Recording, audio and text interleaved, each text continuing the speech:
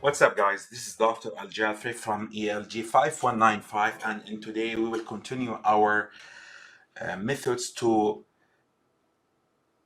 minimize any logical function. So basically, we have covered the way to minimize any logical functions using the Boolean algebraic laws and theorem, as well as we have utilized the Karnoff map, which is a visual representation to find the simplified Boolean function. And we noticed that the minimizing any logical function using the Karnoff map with 5 and more variables, it will be a cumbersome job, even though we have introduced the MEV method, at which we will try to find a correlation between the variables and the function itself.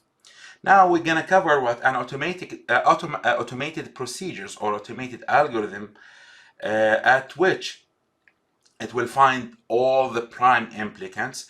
One of these, or one of the well-known algorithm, is the Quine McCluskey, and the Quine McCluskey was implemented by like two scientists like Quine and McCluskey in 1955, and was updated by McCluskey at 1956. This method is suitable for computer implementation and can be used on function with a relatively large number of variables. So it doesn't matter how many numbers we have, how many variables we have, or how many literals we have, because we're gonna use what? We're gonna use the computer to run that. However, the trouble at this method is that you need to define the function in the canonical sum of products. It has to be defined it has to be defined for this one to work, it has to be defined by min terms. So let's take a look at this method. So this method is basically, it's based on the fact that we are utilizing the united theorem. So if we take a look at this function here, this function, we have min term 4, 5, 6, 8, 10, and 3. What we're gonna do, we're gonna group those min terms based on the appearance of ones at their coded, okay, at their codes. So 4 and 8, they have only one. 5, 6 to 10, they have 2 ones, and then we have for the 13 we have 3 ones. And after that, what we're gonna do is, guys, we're gonna if you remember, in any Boolean function can be what, with 4 variables, for instance, it's basically a cube. So any vertex here is basically what, a variable itself, and the side will be 2 variables. Okay, so basically what we're gonna do is we're gonna use the united theorem. That united theorem, like I've explained on slide 12, on the Boolean laws and theorem, at which, if you remember, if I have here, guys, xy plus xy prime, the answer will be what, x, all the time.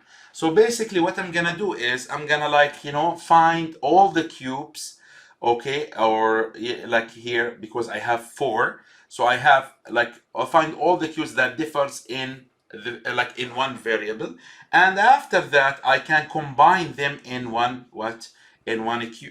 cube. All right, so let's take a look at an example which I've already explained in the class. So we have those. We have this function g, and it can be written on the canonical sum of product 4, 5, 6, 8, 10, and 13. What I'm gonna do is I'm gonna place them in a group using this tabular method, and this is using the algebraic representation. So let's stick with the binary representation, it's much easier. And after that, what I'm gonna do is I'm gonna find a way to minimize those groups. So how I'm gonna minimize those groups, I will take a look at 4 and 5. If they're adjacent, that means look at 4 and 5, they only differ in this So that's why I can what? I can include it. Okay, and I can make it in 1. Okay, so after that, what I have to do, apply the same thing for 4 and 6, 8, 10, 8 and 10. And for 5 and 13, let's take a look at this. They only differ on this one. Therefore, I come up with dash 105. So then after that, what I have, this is like a prime implicant A, B, and C, and D. And the prime implicant A will basically has what? Will basically include the code of what, guys? Of 4 and 5. So how I'm gonna do that? I'm gonna neglect what? D. Therefore, as you can see, I have neglected D. And the same for D as a variable, not D as a prime implicant, D small. And the same, let's take a look here for this prime implicant. Okay, so I'm gonna neglect A. As we can see, we have to neglect A, and we have, as you can see, we have verified it here using the kernel map. Okay. So let me explain it. Okay, or let me what, guys? Let's take a look at a another example at which I have 13 and 15. So we will encounter like multiple probabilities. So what we have to do after we place them in a groups based on the number of ones in their binary notation, and then we can compare the min-terms of one group with the min-terms of the following group, as long as they're adjacent. Okay. And then we will use the united theorem in order to minimize it. So as we can see, a group 0 here can be further minimized, okay, and we can ignore the first two most significant bits. So after that, as we can see, because we come up with multiple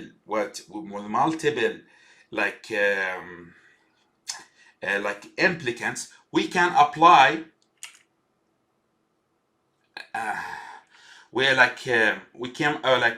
we came with multiple implicants, as we can see, and I only see like P6 is and it's essentially prime implicant. I can further simplify those implicants by applying the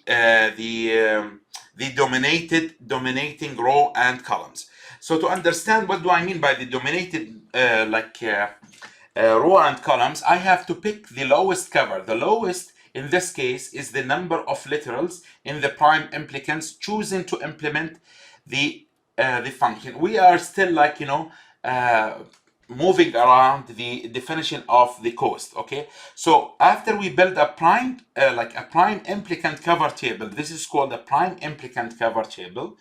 Okay, so we have P1, P2, P3, P4, and P5 and P6. Okay, as we can see, this one is an API, so I have to consider this guy. Okay, now, okay, so what I'm gonna do is, if a PI cover a min-term, I have to place a check, an intersection in the corresponding row and column. So if you remember, we have P1, and P1 used to cover min-terms 10, 8 and 10. Therefore, I put here, X and X. And then I will continue doing so. Okay, so each column that contains a single check mark is only covered by that PI, and we can call this column as what? An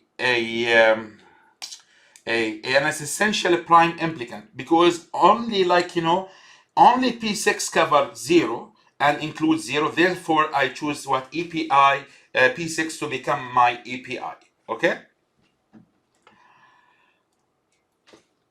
So we're gonna eliminate this, and we'll take a look at this small table.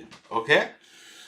And the column that covers as the first, what we're gonna do is we're gonna take a look at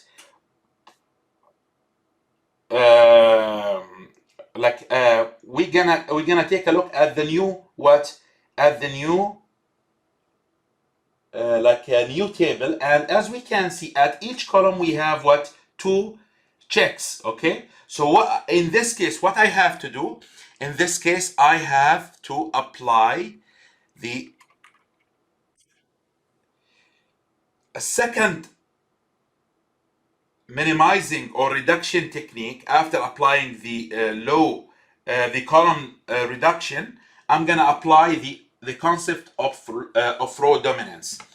And the concept of row dominance, the concept of row dominance.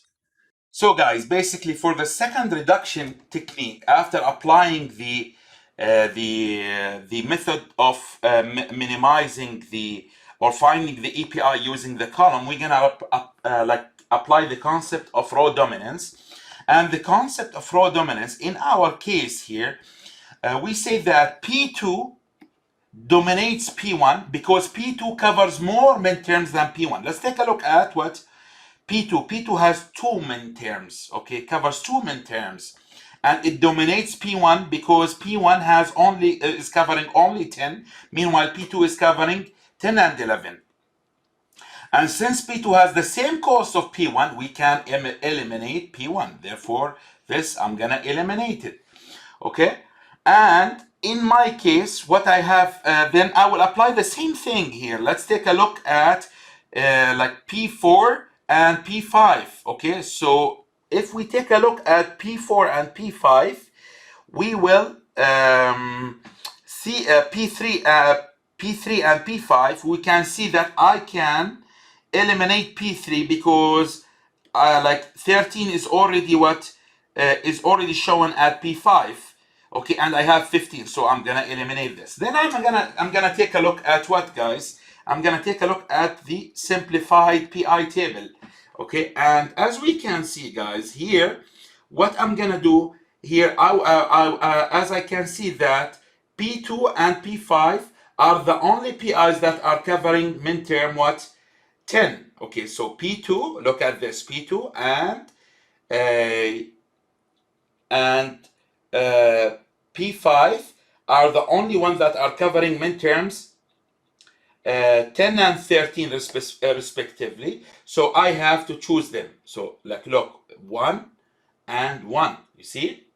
Then, okay, so what when I take a look at P4, okay, so P4, both of them is already covered when I choose them. So what I have, because I have P2 and P5 cover all the 4 midterms, we can ignore what? P4. So P6, the one that I got for before, P2 and P5. This is what? The simplified function of f.